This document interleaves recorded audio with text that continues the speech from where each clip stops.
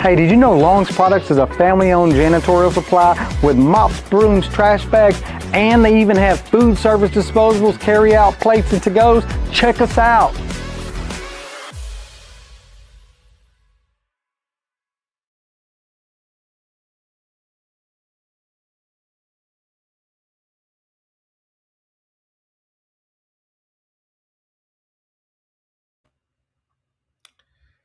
Good afternoon, everybody. I want to remind our listeners and viewers why civic engagement matter. Our communities don't move forward when people disengage. They move when people participate, speak up, show up. A quote that fits this moment comes from civil rights leader Ella Baker, who said, "Give people light and they will find a way." That light comes for remembering our history, honoring those who were harmed, and staying involved in shaping our future through voting, civic participation. It is watching. If you're watching live, if you guys have some questions or whatever like that, put them in the comments. Linda is going to be monitoring the post afterwards, and if you have a question that you want to ask her, just ask it. She'll turn her reminders on, and she'll answer them. I'll let her know, and that kind of good stuff. For those of you guys who don't know Miss Linda Rhodes, that's who I have here today. Linda, welcome to Let's Talk this afternoon on a special edition. How are you? Thank you so much. I'm doing wonderful. Thank you. Good. Linda, for those folk that don't know you, would you please briefly introduce yourself? Yes, my name is Linda Rhodes. People in the community call me Bayou Peacemaker. I used to do a lot of community service with different organizations. The last organization I was with was the Alexandria Buffalo Soldier Motorcycle Club. And after I left them, I started doing my own events, from slavery to soldier. And then I piggyback with the Pelican State Goes to War event at the Alexandria Museum of Art. Mm-hmm. And so after that, Miss Etta got with me to want me to remind the Buffalo Soldiers to not let that legacy die. So that's where I'm at today. Every year, January 10th, I get a group of people, I announce it, that we're going to be having this wreath-laying in Alexandria.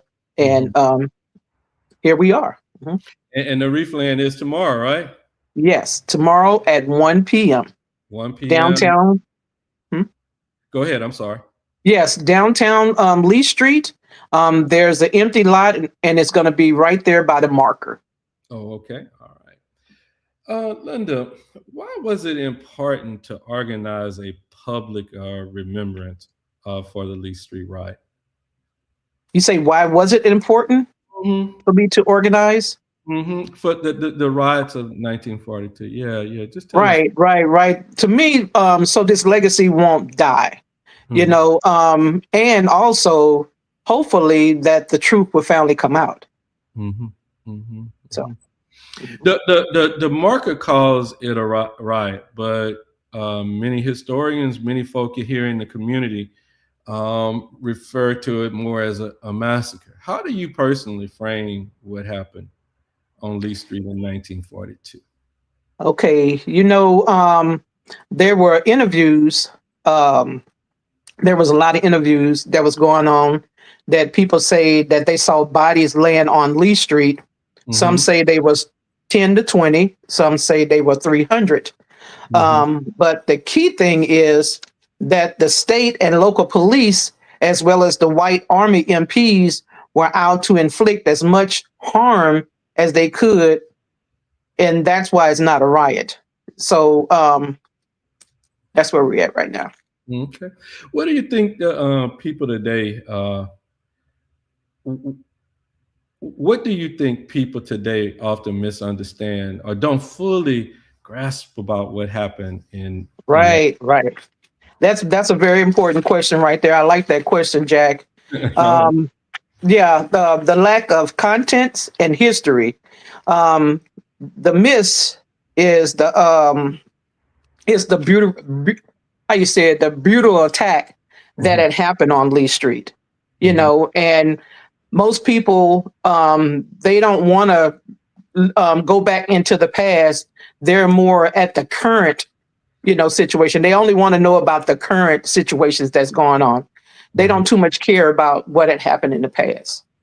Yeah, and we ain't gonna go off no tangent. I'm just gonna say this, if we don't understand the past, we destined to repeat it. You know That's what right. Yes. Yes. Why is Lee Street such an important location in Alexandria's Black history? Well, Lee Street was a thriving street back in the day because we had businesses, Black businesses that was there. We had entertainment for them, and it was a place that we can shop, go and socialize, and have a good time. It was ours at that time. So that's the reason why it was important back then, and it's important now to remember that, because all of it is gone. There's nothing left of it. Yep. You're right about that. Can you walk us through what will kind of happen on tomorrow's wreath-laying ceremony? Yes, I can. Tomorrow, we're going to be having a prayer. All pastors are invited to come. It's an open ceremony, and it's for the people. This is not just for me just doing this, or Miss Etta asking me to make sure that this is done. This is for the community, because the community was there when all of this happened, and and they're still having bad memories of what had happened there on Lee Street. So that's why it's very important. Yeah. Why is the act of meaningful in honoring Black history?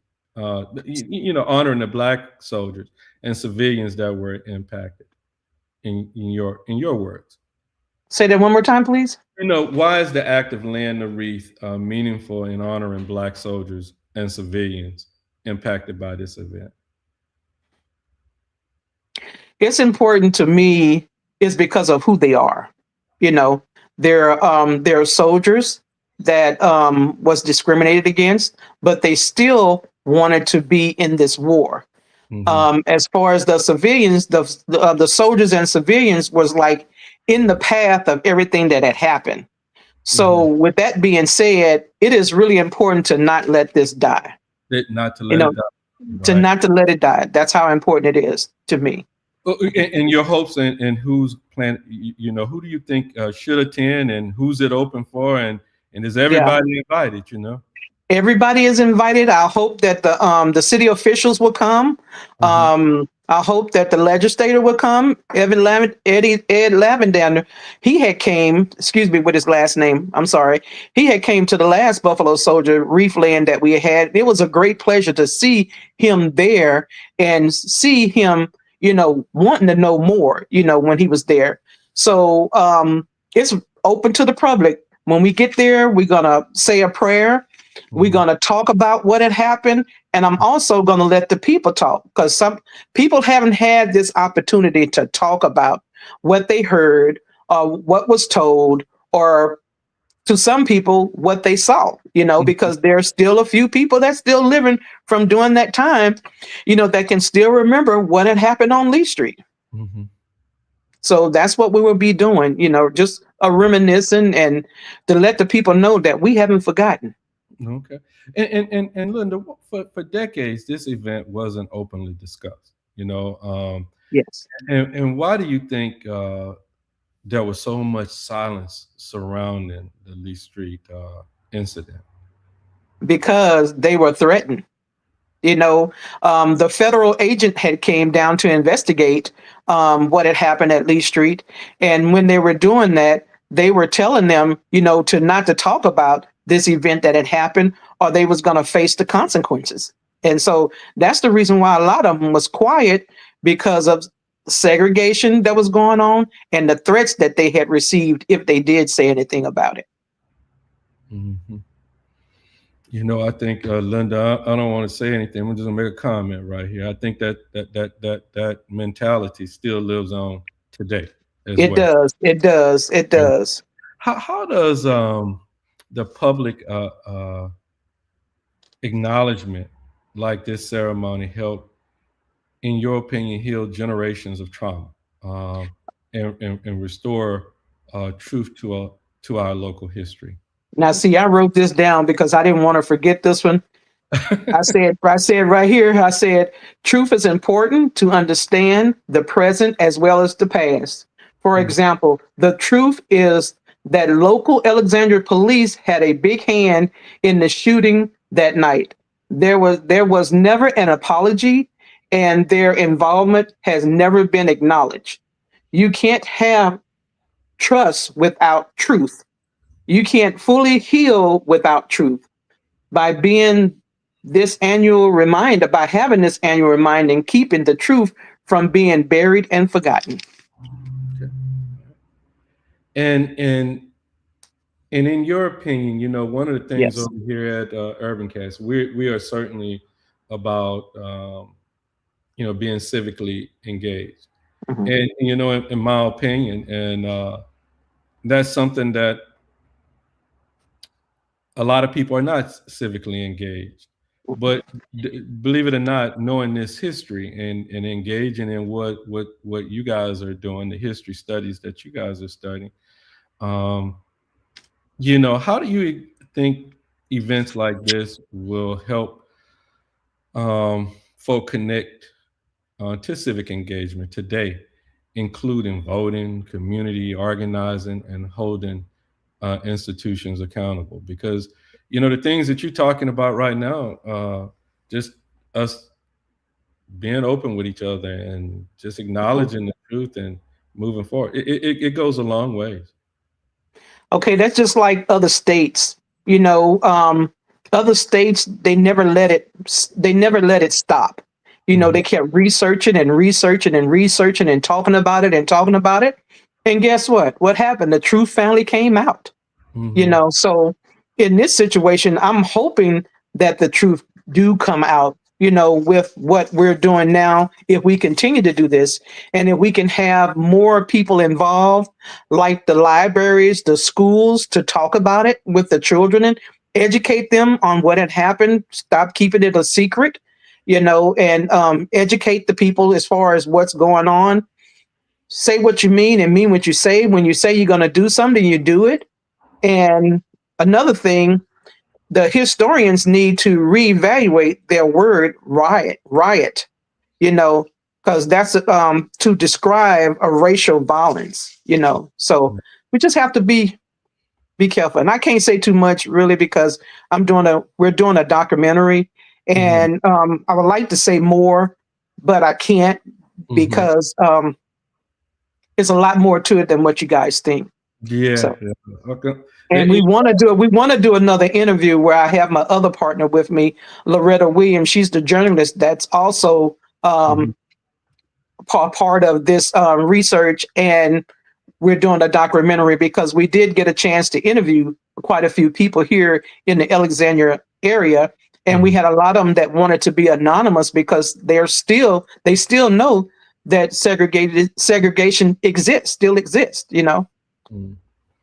So Those are some powerful words that you made. That statement that you just made. Segregation still exists. still What here. what message would you give to young people who may feel disconnected from this local history or unsure why remembering the past matters, Linda? Well, in my own words, um, to be open with it. The parents has to be open with it. Hmm. People have to explain to them the meaning for it. I Hmm. don't know how we lost not wanting to look in the past to see how we can better the future. You Hmm. know, so we just need to talk more to our children about it. We can't talk like we're talking right now because with some of the kids, it will probably scare them because it's a lot of violence that took place there on Lee Street. Just because of who they were. And those soldiers was very educated soldiers, and they were brought to me. They were, from what I read, they were brought here to be taught a lesson.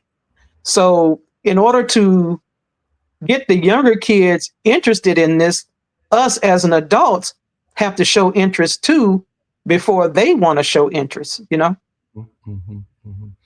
Let me ask you this one, Linda. How can people who attend the wreath-laying ceremony on Saturday continue supporting this work? I know you said your objective is to get more people involved. Mm-hmm. So if Mm-hmm. you get those folk out there, just like um, John Lewis said, this is good trouble that people could be making right now. I mean, Yes, it is. it's not going to hurt anybody. Mm-mm. And so how could someone hook up with you guys and say, hey, I want to help you on this journey? If they would do that, boy, that'll make me a happy person. Just reach out to me. I'm very rarely in the community right now.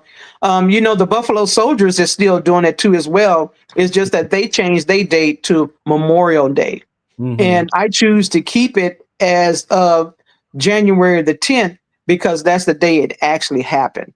Mm-hmm. Because hey, I'm up in age, and I need somebody that's younger to be able to carry this on, Mm-hmm. so um, just have them to reach out.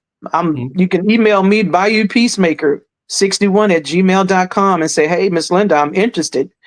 Tell me more. How can I be involved? And there's a lot to do. Well, it's not a whole lot to do because just a lot of word of mouth. You're right. Mhm. Uh, if there's one takeaway that you want people to leave with on tomorrow, what would it be, Linda? The takeaway? Mm-hmm. Okay, hold on a second. I got that too.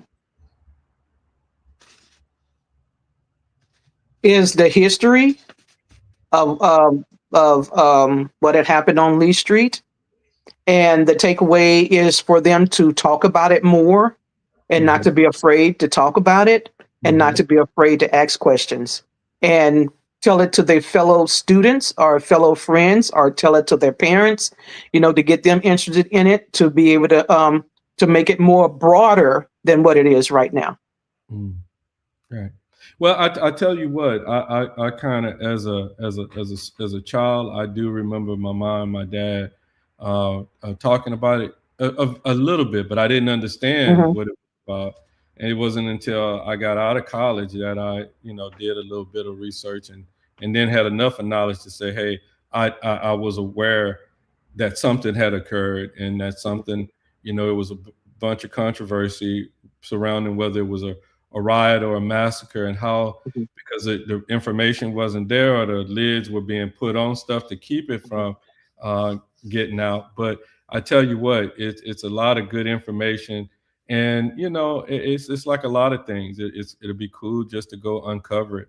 And the one thing I'll say about it is no need of just hiding this stuff any longer, because, Right. because hiding this stuff it only it diminishes one person, because it comes across as like my history wasn't important, but my history was just as important as anything else that happened in this country. Mhm. And so, I encourage anyone that's out there, who want to get involved with you. That's Bayou Peacemaker. What was that number? BayouPeacemaker61@gmail.com. And Okay. here's another thing, as far as make sure it's the truth. You Mhm. know, we'd have been lied to so many years we've been lied to. The truth needs to be told now, you know. And that's another reason why our generation is all messed up, because we're not telling them the truth And- about and- what yeah, happens. yeah. And right now it's been so screwed up at this point to the, everybody just need to know that it happened. I think Mhm, right now it's kind of like one of them things where, yeah, it happened, but we didn't know it happened. It's almost like that tree mhm, falling in the woods. Did it make a mhm, sound? You know what I mean? mhm, mhm, And but we gotta say, yeah, I can prove that it made a sound because I can record it the next time one fall.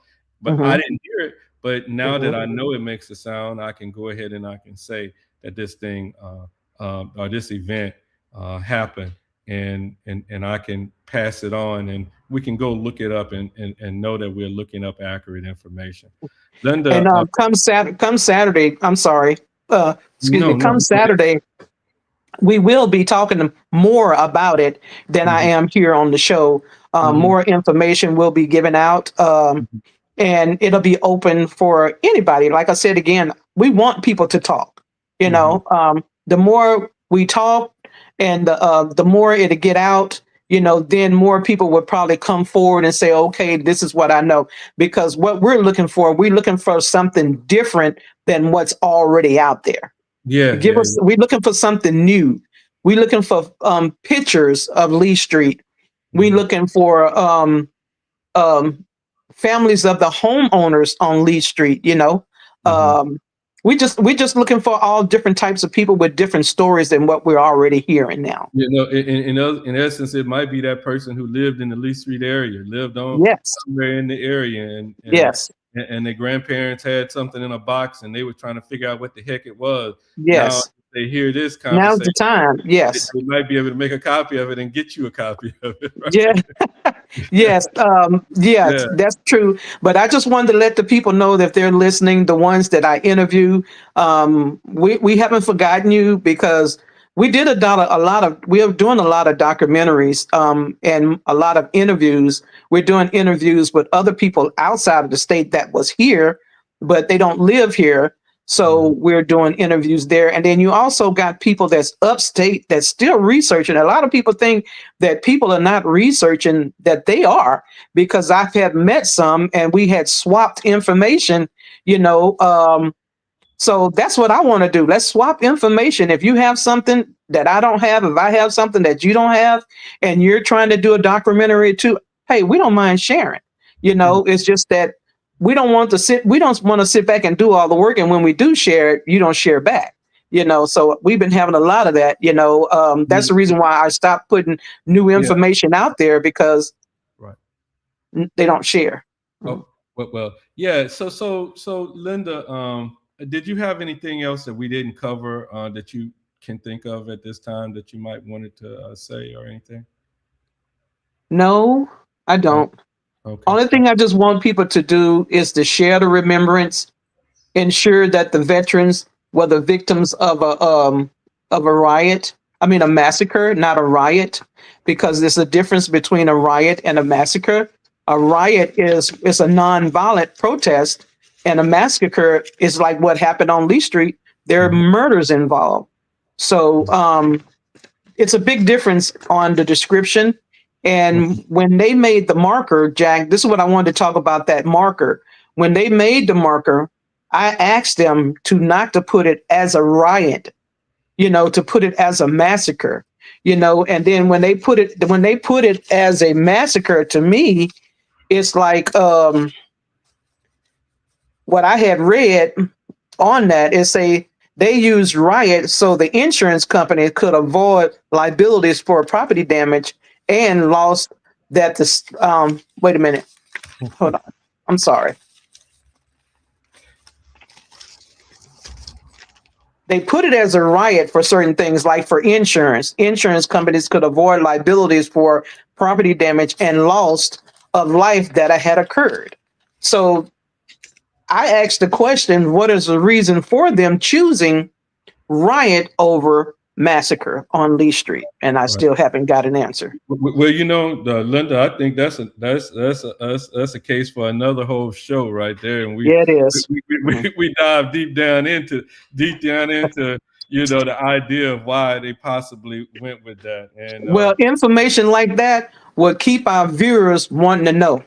Well, it's true, and then it also encourage other people to become a part of the yes, to want to get a part of it, because you're putting the information out there. People want to get to the bottom of root it. cause. And you know, folk have all kind of tools in front of them right now where they can help you do some of this research. And you never know, it could be a kid, just a little nosy kid that's sitting out there.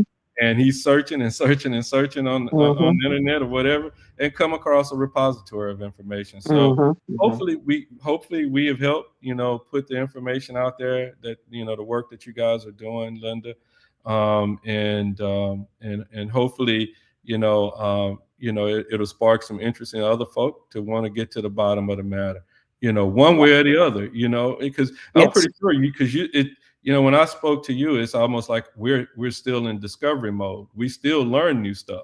And so So your opinion could ever evolve and change, but then you've gotten some stuff that you say, hey, this can't be the truth. You know what I mean? And so all of that's going on in this process right now. Yes. Well, Linda, I definitely want to say thank you for the work. Thank you, Jack. Thank you for your time and for helping ensure that this history is not forgotten. To our viewers out there, listeners, remember that civic engagement doesn't stop at the ballot box. It includes learning our history, honoring those who came before us, and showing up for the community. As always, thank you to our UrbanCast followers and supporters. We want to definitely say thank you to Saddler's Towing, Long's Product, Legendary Kung Fu and Tai Chi, United Wrestling Entertainment, Nader International Market, and Threadhead Embroidery. Make sure, if you're watching us, help Linda get the word out. Make sure you spread this information, this post, spread the announcement and all of the material that we put out. And again, you can always email Linda and get more information. And if you got some time on tomorrow, go out at what time, Linda? At 1 p.m. 1 p.m. Okay. All right.